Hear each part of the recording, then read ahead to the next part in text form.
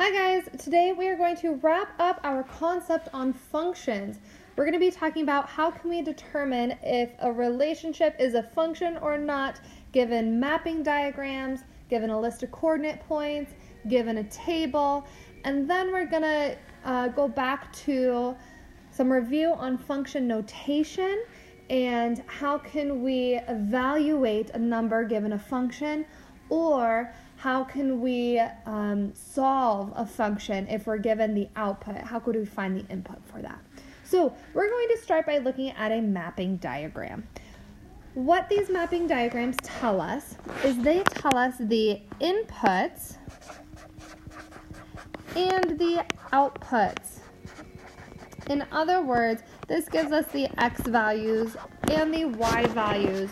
And we can kind of think of these as coordinate points. So if we look at, we have 1 on the left side with an arrow pointing to -1 on the right side.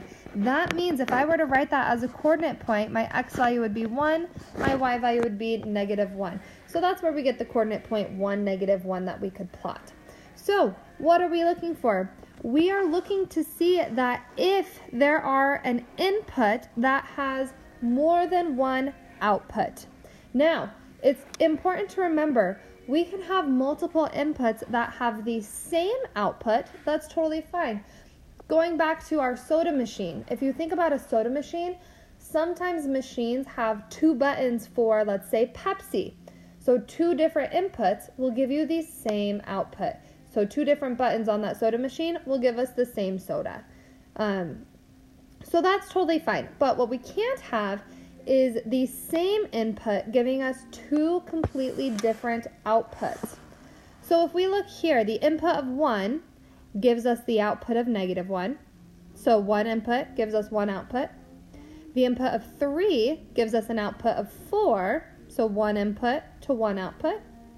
The input 5 gives us an output of 4. So once again, 1 input gives us 1 output. And finally, the input 7 gives us the output 6. So 1 input gives us 1 output. So with our first one, yes, this is a function.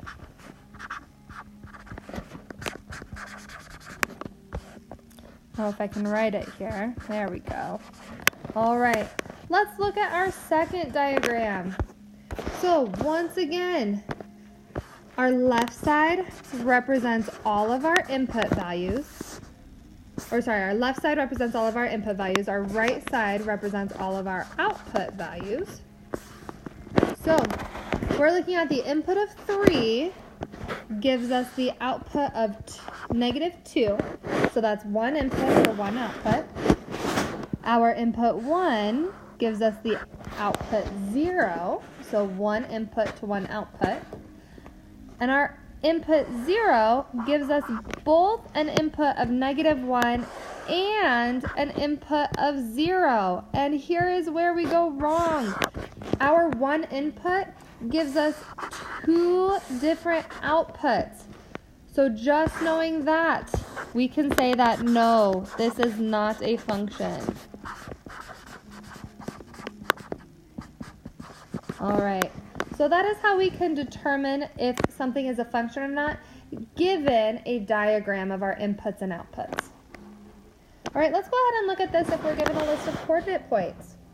So what we can do is we can kind of make that diagram ourselves.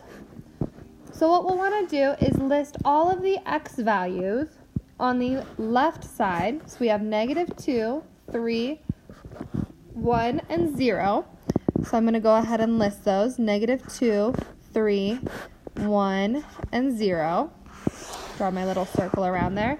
And then we're going to list all of the y values, all of our outputs on the right side. So we have a 3, a -2.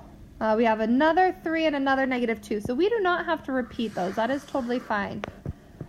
All right, let's start drawing our arrows. So our first -2, 3 coordinate point. So -2 gives us an output of 3. Let's look at the second coordinate point. 3 gives us an output of -2. So we're going to draw our arrow. The third coordinate point, 1, gives us an output of 3. And 0 gives us an output of -2. All right, what we're looking at is on the left side. We want one arrow to come from each one of those points, no more. And we can see that each one of our input values, the -2, 3, 1, and 0, all have one arrow. So yes, this is a function. All right, let's do the same thing for the next set of coordinate points. So for all of our input values, once again, we're looking at the left point in the coordinate point. So we have a 3, a -2, and then a 3 and -2 again. So I do not have to repeat those when I draw my diagram. All right, now let's look at all of the outputs. So we have -2, +3, 1, and 0. So these are going to be our outputs. So let's go ahead and draw our mapping lines. So our first coordinate point says an input of 3 gives us an output of -2. Our second coordinate point says an input of -2 gives us an output of 3. Our third coordinate point says an input of 3 gives us an output of 1. And our final coordinate point says an input of -2 gives us an output of 0. And this is where the big problem happens. We can see for even both coordinate points, the one input gives us 2 separate outputs, and we cannot have that. So this guy is not a function. All right, so anytime we're given some coordinate points, we can just draw our input-output diagram, draw our connecting arrows to what the points map to, and determine if it is a function or not. All right, let's go ahead and take a look at some tables. All right, we want to know what tables below represent functions. So, for our first table, we're really looking to see if every individual input has one and only one output. So in this case, we have an input of -2, output of -3, an input of -1, output of -1, an input of 0, output of 1, input of 1, output of 3, input of 2, output of 5, input of 3, output of 7, and input of 4, output of 9. So in this one, every single input had its own individual output.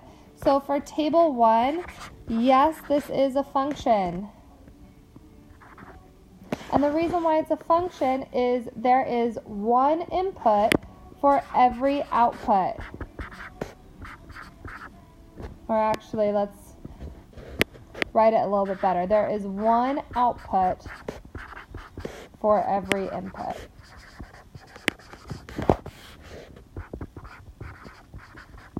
Okay.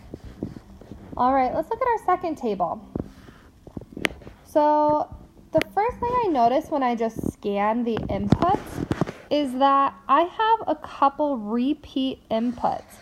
So I have this 4, -2, this 4, +2, and I also see that I have a +1, -1, and a +1, +1. So this is telling me that I have the same input, however, I am getting 2 completely different outputs. So right away, I can say that table number 2 is not a function.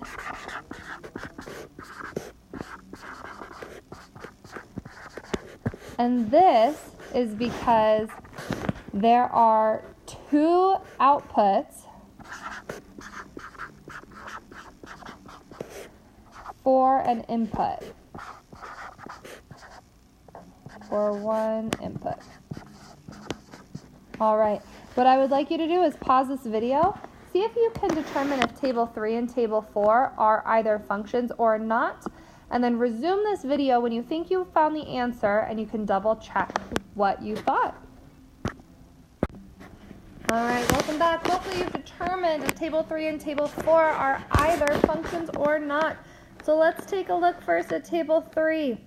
Skimming through those inputs, we do not have any repeat inputs, which is nice. And we can see that for every input, there is one and only one output. So, table 3, yes, that does represent a function. There is one output for every input. All right, let's take a look at table 4. Table 4, if we skim the inputs, we can see that we have an input of 1 twice and an input of 3 twice. So if we look at the first input of 1, it gives us -1, and the second input of 1 gives us -3. That's going to tell us that for that same input of 1, we are getting 2 completely different outputs. So in this case, table number 4 does not represent a function because for the same input of 1, we're getting 2 different outputs. So this guy's not going to be a function. All right, finally, I just want to kind of quickly recover function notation. So with function notation, the first 2 examples ask us to evaluate our functions for different x values, and our second 2 examples give us the output and want us to find the input. So we're given 2 different functions, function f and function g. We start naming our functions with letters because there's going to be situations where we are going to have multiple equations and we want to be able to tell the difference between the 2 equations. So, in our first example, this asks us to find f of 2. What this is meaning is 2 is our input into function f. So we're going to look at function f. We see that the equation is equal to 3x minus 2. If 2 is our input, we are going to input 2 in replace of x. So really, we're seeing 3 times 2 minus 2. All right, 3 times 2 gives us 6. So we have 6 minus 2, which gives us 4. And that is our final answer. All right, the second problem. We're trying to find g of -4.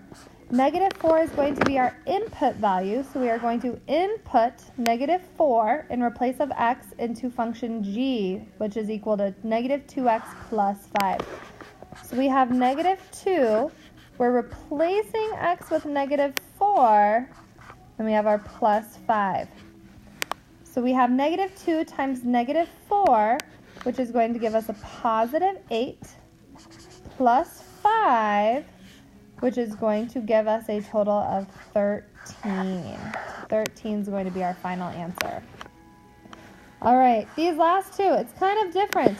We are actually given the output value, and we want to figure out what the input value is. So what we can do here is we can set our function equal to the output value. So we can say 3x minus 2 is going to equal -5. And we're trying to solve for this input value here of x. So we're going to try to get that value all by itself. So the first thing we're going to want to do is add 2 to both sides of our equation. So they cancel out on the left side. We're left with 3x equals -3. And finally, to get the x all by itself, we're going to divide both sides by 3. So we are left with x equals -1. So that is going to be our answer for our third problem right here. All right, our very last problem. Once again, we are given the output value, and we are trying to figure out what our input value is. So we're going to take our function g, -2x plus 5, and set it equal to our output value of -1. And we're going to want to solve this function. So since we are solving for our variable x, we want to try to isolate it. We want to get it all by itself. So we will subtract 5 from both sides, cancel out on the left side. We're left with -2x equals -1 minus 5. We're going more negative, so it'll equal -6. And then to get the x by itself, we need to divide both sides by -2. Be careful with negatives that you have to divide by the negative as well as that number. So we get a cancellation on the left side. we're left with x equals a negative divided by a negative is going to give us a positive. So 6 divided by 2 is going to give us a positive 3. So x equals 3. This will be our answer for that fourth problem. All right, so when we're using function notation, we can, if given the input, find the output, or if we're given the output, we can solve an equation to find the input.